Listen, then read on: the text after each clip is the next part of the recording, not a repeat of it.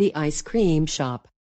Rose and Lily are deciding what kind of ice cream to get. There are so many choices here.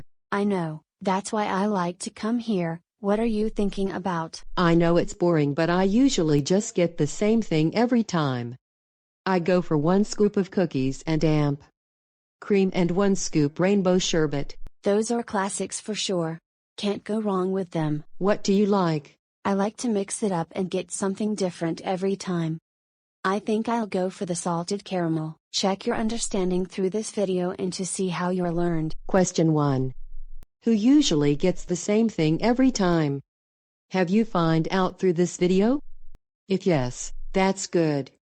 If not, why not? The correct answer is Rose usually get the same thing each time. Question 2. What is Lily going to get?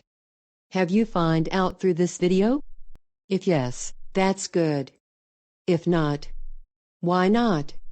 The correct answer is she's going to get salted caramel. Question 3. Why does Lily go to that ice cream shop? Have you find out through this video? If yes, that's good. If not, why not?